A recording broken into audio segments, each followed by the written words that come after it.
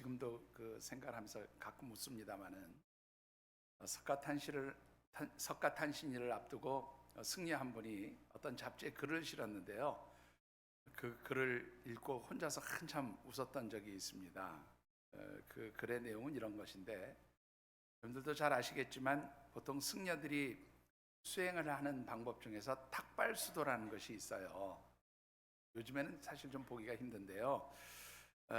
승려들이 어떤 집 대문 앞에 가서 목탁을 두드리고 연불을 외면 보통 그 집에 사는 주인이 나와서 뭐 쌀을 주거나 또 혹은 뭐 돈을 주거나 하는 그런 공양을 하는 거죠. 그런 것을 이제 탁발수도라 그렇게 이야기를 합니다. 뭐 요즘 대도시나 또 우리 지금 살고 있는 이 운정 신도시 같은 곳에서는 거의 볼 수 없는 광경이기도 하고요. 아마 시골에 가면 있을까 싶은데 요즘에는 아마 시골도 이 탁발수도 하는 그런 승려들을 보기는 참 어려운 것 같습니다. 뭐 여러분들도 옛날에는 한 번쯤 다 보신 적 있으시죠? 예. 아마 요즘에는 이 승려들께서도 탁발수도 하는 게 굉장히 어려운 모양입니다. 왜냐하면 아파트촌에 가서 탁발수도를 하려고 하면 동 입구 들어가는 데부터 차단이 되니까 뭐 거의 이 탁발수도를 하기가 어려운 것 같아요. 그래서 한 승려가 이제 탁발수도를 나왔는데 도무지 이 사람들이 문을 안 열어주니까 안 되겠다. 개인주택, 단독주택이 있는 그런 옛날 동네로 가서 좀 이제 탁발수도를 해야 되겠다 생각을 해서 그런 동네를 찾아갔어요. 찾아가서 이리저리 둘러보니까 그래도 꽤 큰 집, 좀 잘 사는 것 같이 보여지는 그런 집이 있어서 그 집 앞에 가서 이제 목탁을 두드리면서 연불을 외기 시작했습니다. 아무리 목탁을 두드리고 연불을 외워도 안에 사람이 있는 건 분명한데 나오지를 않는 거예요. 이 승려께서 나름대로 의지가 아주 강하고 또 인내심도 강하셨던지 누가 이기나 보자. 그런다고 내가 그냥 갈 줄 아냐. 그러고 이제 더 큰 소리로 목탁을 두드리며 연불을 외기 시작했습니다. 그런데도 분명히 안에 사람이 있는데 나오질 않는 거예요. 그러니까 이 승려께서 아주 오기가 났습니다. 예, 내가 그런다고 포기할 줄 아냐? 두고 봐라. 그러면서 더 큰 소리로 연불을 외우고 목탁을 두드리기 시작했습니다. 그래도 안 나오니까 이 승려께서 뒤에다가 한마디 덧붙이기 시작했어요. 혹시 뭐라고 덧붙였는지 아시나요? 연불을 막 외우면서 목탁을 두드리다가 이렇게 외쳤습니다. 가나봐라, 가나봐라. 줄 때까지 안 가겠다고 가나봐라, 가나봐라. 좀 비쌉니까? 그러니까 안에서 막 소란스러운 소리가 들리니 주인이 문을 열고 탁 나왔어요. 이 승려께서 드디어 뭔가를 주려고 나왔나 보다. 그랬더니 주인이 승려 얼굴을 빤히 째려다보면서 이렇게 얘기하는 겁니다. 주나 봐라, 주나 봐라. 예. 뭐 옛날에는 그래도 이 성직자, 뭐 목사나 승려라고 하면 문을 열어주는 그런 여유는 있었던 것 같아요. 그런데 여러분들 어떻습니까? 요즘 사람들에게는 그런 여유를 찾아보기가 참 힘든 시대가 된 것 같습니다. 과거에는 우리가 요즘 시대에 비교하면 더 가진 것이 없었어요. 더 척박했습니다. 더 여유가 없었지만 그래도 내가 가진 그 작은 것을 나눌 수 있는 여유가 있었고 사람이 오면 문을 열어줄 수 있는 그런 여유 정도는 있었던 것으로 보여집니다.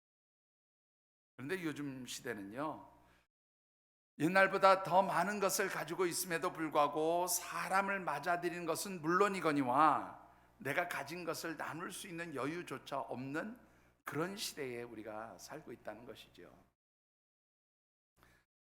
여러분들 왜 이렇게 척박해졌을까요? 왜 이렇게 팍팍해졌을까요? 왜 이렇게 사람들의 삶이 각박해졌을까요, 여러분들?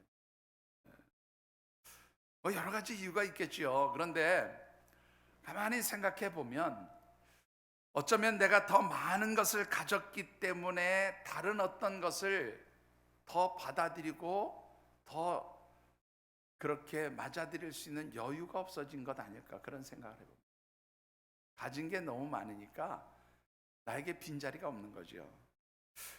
만약 그것이 아니라면 내가 지금 누리고 있고 소유하고 있는 그것들이 누구에게인가 나누어 줄 수 없을 만큼 그렇게 가치 있고 귀한 것이 아님에도 불구하고 더 소중한 것을 채우기 위한 빈자리를 남겨둘 수 있는 그런 여유가 없기 때문이 아닐까, 그런 생각을 해보게 됩니다. 우리 주님께서 이 땅에 오신 성탄의 절기 12월에 우리가 함께 묵상하는 말씀의 주제입니다. 제가 한번 오늘 뗄 테니까 여러분들 같이 한번 읽어보시지요. 제가 오늘 떼겠습니다. 임미엘, 죄송합니다.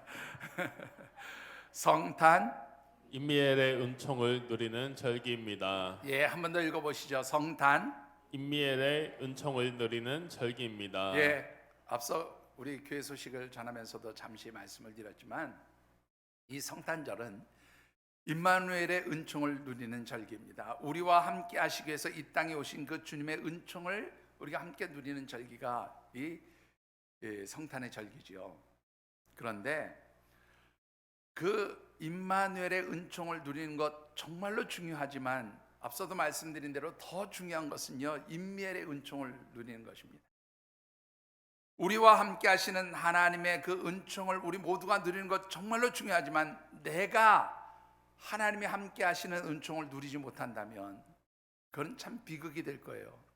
우리 주변의 모든 지체들이 여호와 하나님께서 함께 하시는 그 은총을 누리는데 나만 그 은총을 누리지 못한다면 그거는 정말로 비극 중의 비극 아니겠습니까? 임마누엘의 은총도 물론 중요하지만 그보다 더 중요한 게 있다면 임미엘의 은총을 누리는 것입니다. 곧 나와 함께 하시는 하나님의 은총을 우리 모든 하늘샘 가족들이 누릴 수 있게 되기를 주님의 이름으로 축복합니다. 예, 그래서 이 12월에 묵상하는 말씀의 주제가 임미엘의 은총을 누리는 절기입니다. 그렇게 정했습니다.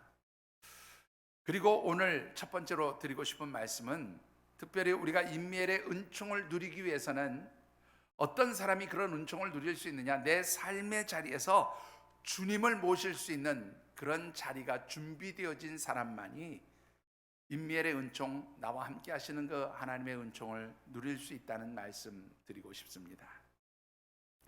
오늘 우리에게 주신 이 하나님의 말씀은 특별히 예수님께서 이 세상에 태어나실 때의 그 장면을 아주 짧게 기록해 놓은 말씀입니다. 특별히 주신 말씀을 묵상하는 가운데 오늘 이 자리에 함께 하신 우리 모든 하늘샘 가족들이 늘 나와 함께 하시는 주님의 은총, 곧 임미엘의 은총을 누리시는 복된 역사가 있게 되기를 주님의 이름으로 축복합니다. 자, 오늘 주신 말씀을 통해서 우리가 먼저 묵상해 보고 싶은 것은 이 땅에 오신 우리 예수님께서 머무시고 누우셨던 곳이 어디일까라고 하는 것입니다. 본문 6절과 7절의 말씀을 같이 한번 받들어 읽어보겠습니다. 거기 있을 때 그때에 해산한 날이 차서 첫 아들을 낳아 강보로 싸서 구유에 이었으니 이는 여간에 있을 곳이 없음이로라. 자, 오늘 본문 말씀 우리가 다 읽은 대로 가이사 아구스도가 모든 그러한 정복되어진 나라 사람들에게 다 호적을 하라고 그렇게 명령을 내리게 됩니다. 그리고 그 명령에 따라서 예수님의 육신의 부모가 되어진 요셉과 마리아도 그 요즘으로 얘기하면 본적이죠, 본적. 우리로 얘기하면 본적지인 베들레헴을 가게 됩니다. 그런데 여러분들, 이 베들레헴이라고 하는 곳은 지금도 그렇지만 굉장히 작은 동네예요. 지금의 이스라엘에 가면 이 베들레헴은요, 굉장히 우리로 얘기하면 좀 가난한 사람들이 모여 사는 그런 동네입니다. 바로 그런 베들레헴이라고 하는 작은 마을에 이제 고향이라고 찾아간 것이죠. 그런데 문제는 그 고향을 떠났던 많은 이 베들레헴 출신의 사람들이 호적을 하기 위해서 다 동시에 고향을 찾아오게 되니까 문제는 머물 수 있는 그런 숙박시설이 부족하게 된 거예요. 평상시에 많은 여행객들이 오는 그런 장소도 아니고 또 혹은 사막을 횡단하면서 물건을 사고 파는 그런 대상들이 지나가는 그런 교통의 요지도 아니었기 때문에 발달된 또 좋은 숙박 시설이 존재하지 않았다라는 것이죠. 그러기에 갑작스럽게 많은 그런 고향을 떠났던 사람들이 찾아오게 되니까 요즘으로 얘기하면 호텔, 모텔, 여관 다 부족했던 겁니다. 그래서 우리가 잘 아는 대로 이제 예수님을 이미 성령 하나님의 역사심 속에서 잉태하고 출산할 때가 가까웠던 요셉과 마리아는 이제 한 구유에 탄생한 아기 예수님을 누이게 되었다라고 그렇게 기록을 하고 있습니다. 여러분들, 이 구유라고 하는 것은 가축 또는 짐승들이 먹는 먹이를 담아두는 통이지요. 그렇죠? 그런데 이 짐승들이 먹는 그 먹이통에 아기 예수님을 눕게 하셨다라고 하는 이 말은 특별히 이 짐승들의 먹이통이 있는 그 장소가 가축들을 돌보거나 또 혹은 가축들이 머무르게 되는, 또 가축들이 쉼을 가지게 되는 그런, 우리로 얘기하면 외양간이나 아니면 마구간 같은 그러한 곳이었을 것이라 추정을 합니다. 특별히 예수님께서 그렇게 누우셨던 그 먹이통이 있는 마구간 혹은 외양간이라고 하는 것은 어떤 것이었을까요? 여러분들, 베들레헴에 가면 지금도 그 예수님이 탄생했다고 추정되어지는 그 자리에 예수님 탄생 기념교회라는 것을 만들어 놓았습니다.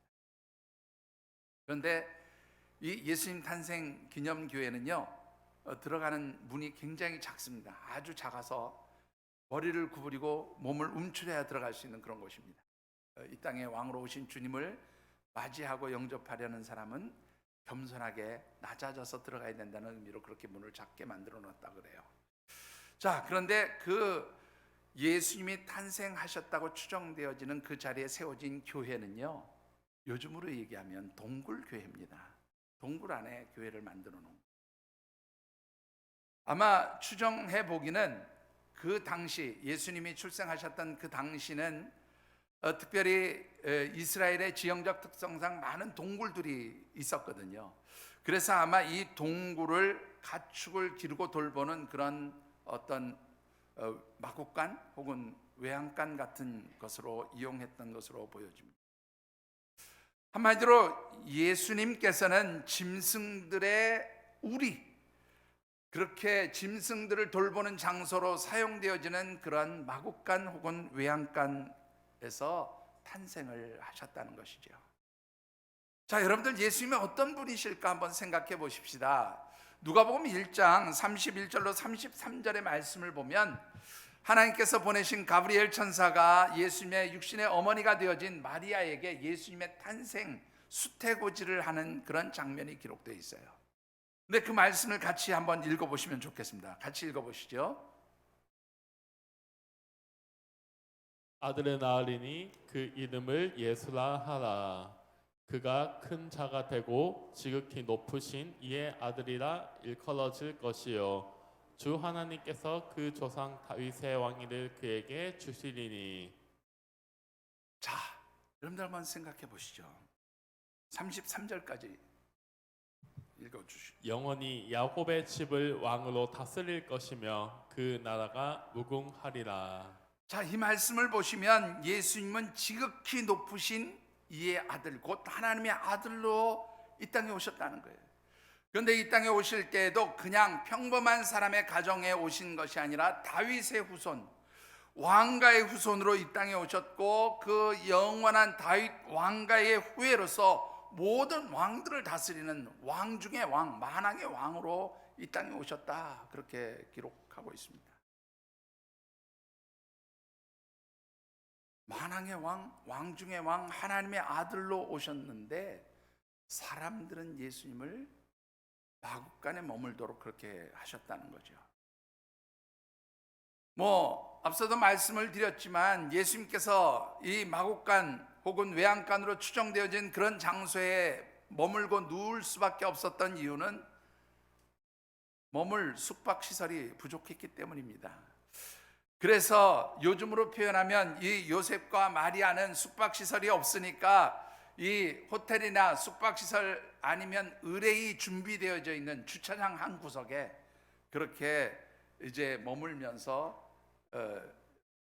예수님을 거기에 누이게 되었다는 것이죠. 현상적으로 보면 예수님께서 그런 마국간 짐승들의 먹이통에 누이시게 되어진 것은 숙박시설이 부족했기 때문입니다. 그러나 여러분들 좀 더 깊이 생각해 보면 예수님께서 그런 장소에 누이시게 된 것은 사실 사람들이 예수님을 맞이할 준비가 되어 있지 않았기 때문이다. 그렇게 말씀을 드릴 수가 있어요. 여러분들 한번 생각해 보시죠. 제가 비유적으로 이런 얘기를 한번 해볼까요? 만일 예수님께서 한올마을 5단지에 오셨다. 탄생하셨다. 근데 예수님이 머물 집이 없단다. 그러시면 여러분들 예수님께 방 한 칸 안내드리겠습니까? 어떻게 생각하세요? 예? 우리 손 집사님 집이 방 2칸인가요? 한 칸인가요? 2칸. 한 칸만 내드리실 거예요? 예수님 오신다 그러면 2칸 다 내려도 아이고 내가 그냥 교회 가서 철야기도 하고 예수님 이 방 쓰세요 막 그러실 거예요. 그죠? 아마 모두가 같은 마음일 겁니다. 누구든지 예수님께서 머물 곳이 없다고 그렇게 이야기를 하면 주님 다른 집에 안 가셔도 돼요. 우리 집에 오세요라고 그렇게 다 여러분들 마음껏 머물 곳을 내어 드리실 것입니다. 그런데 이 예루살렘의 주민들 중 그 누구도 예루살렘에서 그렇게 숙박업을 하던 그 어떤 숙박업 주인도 예수님께서 머무실 공간을 내어드리지 못했다라는 것이죠. 여러분들 그 이유가 무엇이라고 생각하십니까? 오늘 본문 7절의 말씀을 보면 있을 곳이 없었음이라 그렇게 말씀하고 있어요. 여러분들 이 있을 곳이라는 말이 헬라어 성경에 보면 토프스라고 하는 단어를 씁니다. 근데 이 토프스라고 하는 단어가요, 그 원문의 뜻을 그대로 설명하면 어떤 공간, 우리가 육안으로 눈으로 볼 수 있는 그런 공간이 없다는 뜻이 아니에요. 예수님이 머물 수 있는 숙박시설, 우리가 눈으로 볼 수 있는 그런 물리적 공간이 없다는 뜻이 아닙니다. 이 토프스라고 하는 말이 내 마음에 여유가 없는, 내 마음에 내어줄 공간이 없는 그런 상태를 의미하는 단어가 이 토프스라고 하는 단어예요. 그러니까 깊이 있게 생각해 보면 당시 예수님이 머무실 수 있는 숙박시설이나 잠잘 수 있는, 하루라도 그 몸을 누일 수 있는 그런 숙식의 공간이 없었던 게 아니라 사람들의 마음의 여유가 없었고 마음이 없었다 그 말이에요. 왜 그랬을까요, 여러분들? 아마 그들 눈에는 아기 예수 그분이 보이지 않았을 겁니다. 오히려 그분보다는 좀 더 많은 돈을 가진 사람들에게 이 숙박시설을 내어주면 더 많은 돈이 내 수입으로 잡힐 거라 생각해서 아마 숙박을 거절했을지도 모릅니다. 분명한 것은 예수님보다 더 귀하게 생각되어지는 것들로 그들의 마음이 가득 채워져 있었기 때문에 예수님이 어떤 분인지, 그분이 왜 이 땅에 오셨는지 그런 것을 알아볼 마음의 여유조차 없이 그들은 주님을 위한 빈자리를 준비하지도 못했고 내어드리지도 못했다라고 하는 것이죠. 여러분들 사람들은 그렇다고 치십시다. 사람들은 몰랐다고 그렇게 치자고요. 하나님이 알려주시지 않아서, 하나님이 미리 말씀해 주시지 않아서 언제 오실지 어디에 오실지 알지 못했으니까 뭐 그렇다 할 수 있지요. 물론 선지자들의 예언을 통해서 이미 어떤 장소에 주님이 오실지, 하나님의 아들이신 메시아 예수 그리스도가 오실지 이미 다 알려주셨지만 사람들은 그런 일에 아무런 관심도 없었어요. 실제로 여러분들 잘 아시는 대로 동방 박사들이 별을 보고 예수님의 탄생을 축하하기 위해서 찾아옵니다. 별을 잊어버린 동방 박사들이 헤롯 왕궁에 찾아가서 왕으로 탄생하신 주님의 그 탄생하신 곳이 어디냐 물어봤을 때 온 예루살렘이 빨갛 뒤집혀요. 종교 지도자들조차도 메시아로 오신 그들이 구약 성경 내내 그토록 기다리고 그렇게 고대하던 메시아로 오신 예수님이 어디에 탄생하셨는지조차 알지 못합니다. 사람들은 그럴 수 있다고 치자고요. 우리 모두가 그럴 수 있다고 치자고요. 그러면 반대로 한번 생각해 보실까요? 왜 하나님께서는 그 귀한 독생자 예수 그리스도, 인간의 몸을 입고 어린 아기로 태어나도록 그렇게 하신 예수 그리스도를 그야말로 머물 공간조차 없이 그렇게 마곡간과 구유밖에 준비해 두시지 않았느냐라는 거예요. 사람은 그렇다 치더라도 하나님께서는 능력이 없어서 할 수 없어서 우리 주님이 머무실 공간을 준비해 두신 것이 아니잖아요. 하나님 얼마든지 하실 수 있는 분이잖아요. 하나님 얼마든지 우리 주님이 머무실 그런 좋은 호텔, 왕궁과 같은 곳 준비하실 수 있는 능력 가지신 분이잖아요. 그런데 왜 하나님께서는 그리하지 아니하셨냐라는 겁니다. 여러분들, 그 이유는 고린도후서 8장 9절에 아주 잘 나타나 있습니다. 고린도후서 8장 9절의 말씀을 같이 받들어 읽어보시죠. 우리 주 예수 그리스도의 은혜를 너희가 알거니와 부요하신 이로써 너희를 위하여 가난하게 되심은 그의 가난함으로 말미암아 너희를 부요하게 하려 하심이라. 우리 예수님이 얼마나 부유하신 분입니까? 만왕의 왕이신 하나님의 아들, 온 우주 만물을 창조하신 하나님의 아들로 이 땅에 오셨어요. 그분은 부요한 분이시고 풍성한 분이세요. 많은 것을, 아니 온 우주 만물이 다 우리 주님의 소유입니다. 그런데 그렇게 부요하신 주님께서 가장 낮은 자의 자리, 가장 가난한 자의 자리, 바로 마국간 구유에 누이신 그 이유는 그분이 부유하지만 낮아지심으로, 가난해지심으로, 그렇게 가장 낮은 자리에 임하심으로 짐승들의 먹이통에 우리를 위한 생명의 양식으로 누우셨기 때문에 그 예수님으로 인해서 우리의 삶이 풍성해지게 되었다는 거예요. 우리가 부욕해 되었다는 겁니다. 왜 주님 낮아지셨습니까? 분명히 주님 그렇게 말씀하십니다. 내가 온 것은 양들로 하여금 풍성한 생명을 얻게 하기 위함이라. 여러분들, 주님이 이 땅에 오심은 우리를 풍성케 하시기 위한 놀라운 하나님의 사랑인 줄 믿습니다. 가장 낮은 자리에 가장 비천한 모습으로, 가장 가난한 자의 모습으로 임하신 것은 바로 오늘 저와 여러분들을 부욕케 하시고 풍성하게 하시려는 것이지요. 바로 그런 자리에 왔기에, 주님께서 임재하셨기에 우리가 주님을 만날 수 있는 것입니다. 여러분들, 오래전 얘기입니다만은 제가 이 말씀을 준비하다 갑자기 그 생각이 나서 잠시 이야기를 해보고 싶은데, 2005년에 부산에서 에이펙 정상회담이 있었어요. 그 아시아 태평양 경제 협의체라고 하는 것이 에이펙이죠.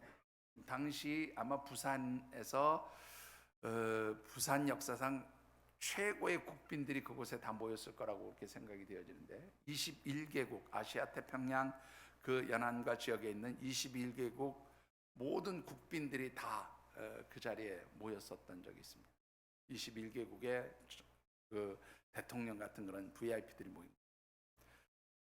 당시 이 VIP들이 묵었던 숙박시설이 6개 호텔에 흩어져서 머물렀는데요, 하룻밤에 150만 원짜리부터 시작해서 550만 원짜리까지 다양했다고 그래요. 제일 비싼 숙박시설이 550만 원짜리 숙박시설이었는데요, 누가 550만 원짜리 객실에서 잤을까요? 누가 잤을 것 같으세요, 여러분들? 이 에이펙 정상회담에 참석하는 나라 중에 가장 부자 나라라고 할 수 있는 미국 대통령, 당시 부시 대통령이 이 숙박시설에서 잠을 잤습니다. 여러분들, 이 방은 통유리창으로 해운대 앞바다가 다 보이고요, 광안대교와 동백섬이 훤히 내려다 보이는 그런 곳이었다고 그래요. 일반 객실 10개 정도를 합한 92평의 규모인 방이었다고 하는데요, 이 호텔이 부시 대통령을 모시기 위해서 그 방을 리모델링 했는데, 리모델링 비가 얼마 들었냐면 14억 원이 들었답니다. 재밌는 것은요, 그 뒤 그 방을 누가 쓰느냐 하는 것이죠. 14억 들여서 리모델링한 그 550만 원짜리 방 누가 쓰느냐. 그 방을 감히 우리 같은 사람들은 가볼 생각 엄두도 못 내죠. 여러분들은 가실 수 있습니까? 어떠세요? 우리 홍신자 집사님 이번에 성지순례 안 간 거 그냥 깨가지고 거기 한번 가서 숙박을. 박 집사님하고 550만 원짜리 숙박. 아마 그때 당시 550만 원이었으니까 지금은 더 비싸졌겠죠. 아무도 갈 수 없어요.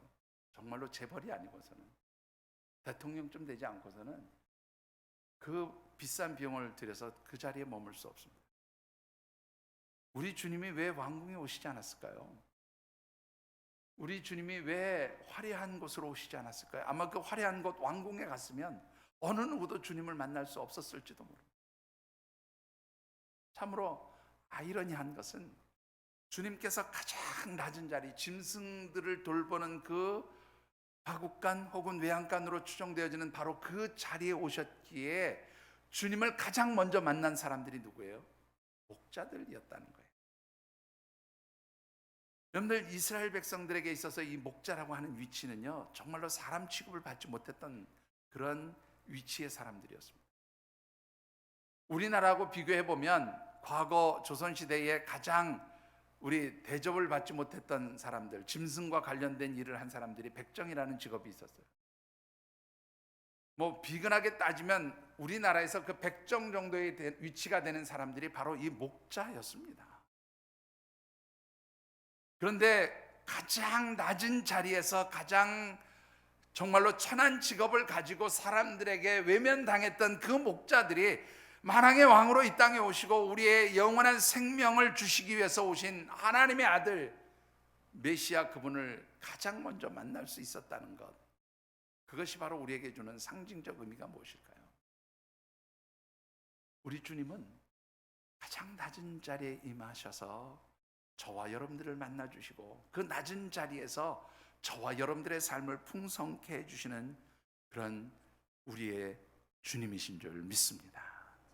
중요한 것은요, 어떻게 우리를 부욕케 하기 위해서, 우리에게 풍성한 생명을 얻게 하기 위해서, 우리를 영원한 죄와 사망 가운데서 건져주시고 하나님 백성, 하나님의 자녀로 삼아 주시기 위해서 이 땅에 오신 그 주님을, 그 낮은 자리에 임하신 주님을 우리가 맞이할 수 있겠느냐 하는 것입니다.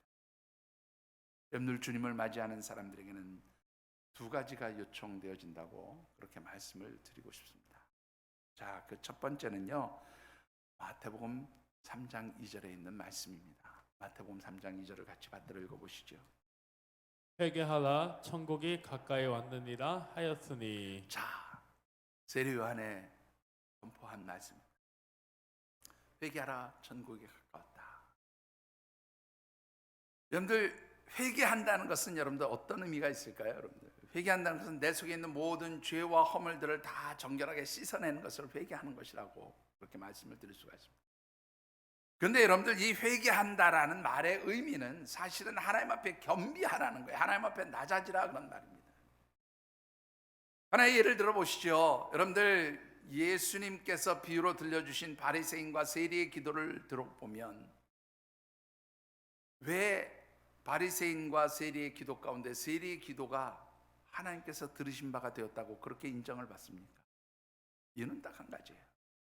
그는 하나님 앞에 겸비했습니다. 하나님, 나는 죄인입니다. 하나님, 나는 하나님 앞에 죄인입니다. 하나님 앞에 낮아졌고 겸비했고 하나님 앞에 무릎을 꿇는 그런 사람이었어요. 반대로 바리새인은 어떤 사람이었습니까? 하나님, 나는 의로운 사람입니다. 나는 이렇게 하나님 앞에 잘난 사람입니다 라고 자기 스스로의 의로움을 드러냈을 때 하나님 그를 외면하셨어요. 여러분들, 회개한다는 것은 세리의 기도처럼 하나님 앞에 겸비하며 나 자신의 죄인됨을 고백하는 것, 그게 바로 회개예요. 그런 회개의 삶을 통해서 내 안에 있는 모든 죄와 허물들이 씻어질 때에 그것이 바로 마음이 청결한 자가 되어지는 것입니다. 마음이 깨끗한 자가 되어집니다. 그런가 하면 여러분들 마태복음 5장 3절에는 이런 말씀이 있습니다. 같이 읽어보시죠. 심령이 가난한 자는 복이 있나니 천국이 그들의 것임이요. 심령이 가난하다는 것은 무엇입니까? 여러분들 우리 가운데 채워놓은, 우리의 마음 가운데 채워놓았던 모든 세상적인 것들을 다 비워버린다는 의미예요. 세상적인 가치, 세상 사람들이 추구하는 그 귀하게 여기는 것, 세상 사람들이 그토록 소유하고 누리기 원하는 그 모든 것들을 내 삶에서, 내 심령에서 내어 던지는 것입니다. 비워버리는 것이에요. 그래서 내가 아무것도 가지지 않은 그런 정갈한 심령, 회개함으로, 그리고 세상의 모든 것들을 내어놓음으로 정갈한 심령이 되어지는 것, 그것이 바로 마음이 가난한 자가 되는 것이죠. 이 가난한 자들은 무엇을 갈망해요? 하늘의 것을 갈망해요. 여러분들 정말로 자신의 모든 죄와 허물을 정갈하게 씻어내고 그 마음이 청결한 사람, 그리고 세상의 것이 아닌 하늘의 것을 사모하면서 그 심령을 정갈하게 비워낸 바로 그 사람들에게는 무엇이 임하게 돼요? 여러분들 천국이 그들의 것이 된다, 그렇게 말씀합니다. 여러분들 오늘 이 마태복음 3장 2절과 마태복음 5장 3절에 공통적으로 나온 단어가 천국이라고 하는 단어예요. 천국이라는 말은 하나님 나라라고 바꿀 수 있겠죠. 그런데 여러분들 그 하나님 나라는 어떻게 우리 가운데 임합니까? 여러분들 하나님의 나라는요, 우리 예수님이시기도 해요. 그래서 예수님께서 이 땅에 임하실 바로 그때에 하나님의 나라가 시작이 되어집니다. 그래서 하나님 나라를 신학적으로 설명하면 이미 우리 가운데 임하신 하나님의 나라예요. 그 이미 우리 가운데 임하신 하나님의 나라는요, 우리 주님과 함께 이 땅에 임하게 되어진 거예요. 그런데 하나님의 나라는 아직 완성되지 않았어요. 언제 완성됩니까? 다시 오실 주님이 이 땅에 오실 그때에 하나님 나라가 완성되어지는 거예요. 그래서 하나님 나라는 사실 우리 주님 그분 자체이기도 합니다. 그렇다면 여러분들 한번 잘 생각해 보시죠. 우리가 정갈하게 우리의 심령을 비우고 세상의 것으로 가득 채웠던 우리의 심령이 가난하게 되며 하늘의 신령한 것을 사모하면서 그렇게 천국을 사모하는 심령이 된다고 하는 것은 다른 말로 표현하면 우리 가운데 누가 임재하시는 거예요? 주님이 임재하시는 은혜가 임하게 되어지는 줄 믿습니다. 여러분들 이 성탄의 절기에 여러분들이 해야 할 것이 무엇입니까? 먼저 세상의 것으로 가득 채워놓았던 여러분들의 심령을 정갈하게 비울 수 있게 되기를 주님의 이름으로 축원합니다. 그리고 더 나아가서 여러분들 내 속에 있는 그런 모든 죄와 허물들을 정갈하게 씻어내시기를 바랍니다. 그래서 청결한 심령, 정갈하게 비워진 가난한 심령이 될 때에, 그리고 영적 갈망을 가지고 우리 하나님의 나라로 임재하시는 주님을 사모할 때에 하나님께서 우리에게 주시는 풍성한 하늘의 축복이 임하게 되어지는 줄 믿습니다. 어떤 축복이 임할까요? 여러분들 마태복음 5장 3절의 말씀을 다시 한번 같이 받들어 읽어보겠습니다. 심령이 가난한 자는 복이 있나니 천국이 그들의 것임이요. 천국은 누구라고요? 하나님 나라, 우리 예수님 자신을 의미하는, 가난한 심령 가운데 누가 함께 하세요? 하나님 나라로 임재하시는 우리 주님이 함께 하신다, 그런 뜻입니다. 주님이 함께 하신다는 그 말은 다른 말로 표현하면 나와 함께 하시는 주님, 곧 임미엘의 주님이 우리 가운데 임재하심을 말씀해 주는 것이기도 합니다. 사랑하는 성도 여러분, 여러분들이 특별히 이 성탄의 절기에 세상의 것으로 가득 채웠던 여러분들의 심령을 정갈하게 비워낼 수 있게 되기를 주의 이름으로 축원합니다. 그리고 여러분들에게 있는 모든 죄와 허물들이 이 성탄의 절기에 우리 주님의 보혈의 능력으로 정갈하게 씻음 받기를 원합니다. 그럴 때에 하나님 나라로 임재하시는 우리 주님께서 임미엘로 저와 여러분들과 함께 하시는 줄 믿습니다. 말씀을 맺습니다. 몇 년 전에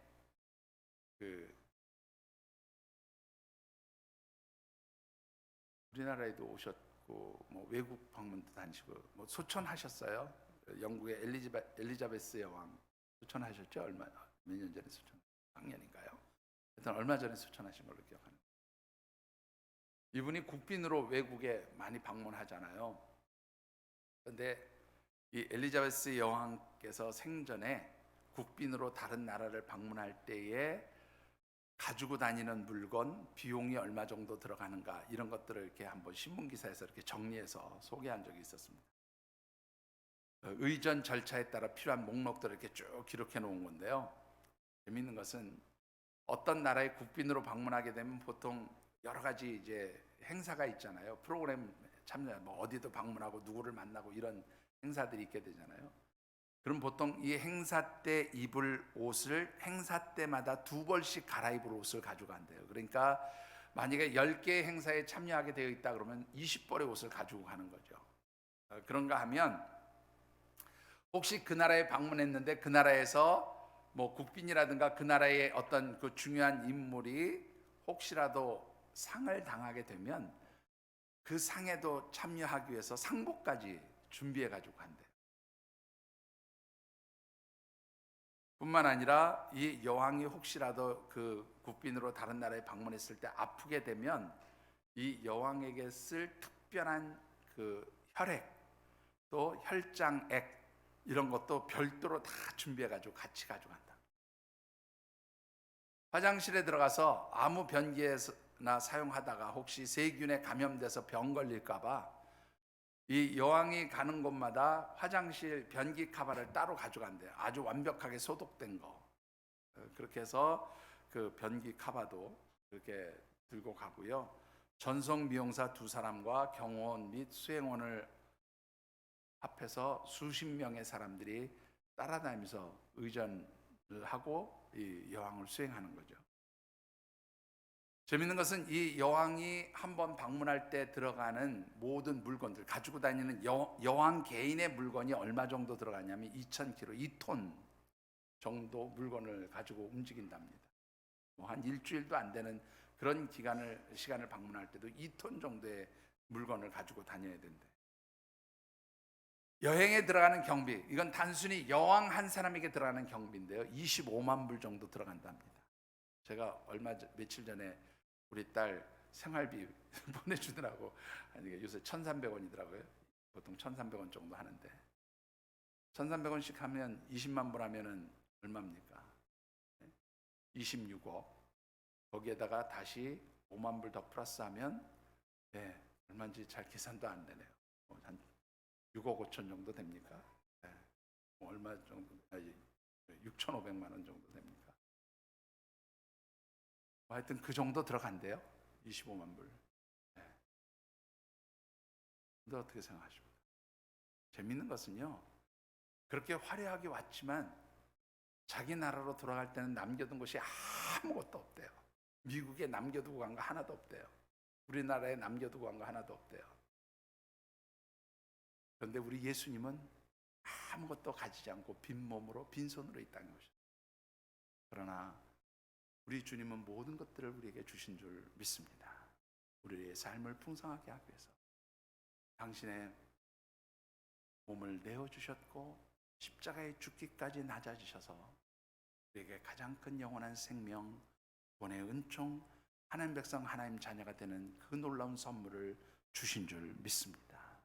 특별히 이 성탄의 절기, 우리 가운데 임재하신 주님, 그리고 내 삶 가운데 친히 함께 하시는 그 주님, 여러분들이 만나고 교제하고 그 주님께서 내 삶 가운데 임재해 계시기를 그렇게 갈망하면서 이 성탄의 절기를 보내시는 귀한 우리 믿음의 가족들이 되어지시기를 주님의 이름으로 축복합니다. 기도하겠습니다. 이 성탄의 절기에 우리에게 주신 하나님 말씀을 붙들고 각자 느끼고 깨달은 대로 결단하며 기도하는 시간 같습니다. 하나님, 참으로 저희들이 주님 안에 머물기를 원합니다. 아니, 주님께서 저희들 가운데 임재해서 임멜로 함께 해주시기를 갈망하며 기도합니다.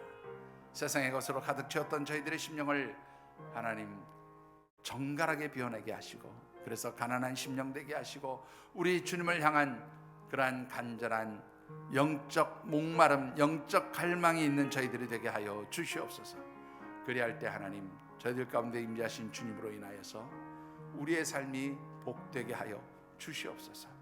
우리의 삶이 행복한 삶이 되게 하여 주시옵소서. 각자 느끼고 깨달은 대로 결단하며 기도하는 시간 같습니다. 사랑의 아버지 하나님, 하나님의 은혜와 도우심을 간구하며 기도합니다. 하나님의 은총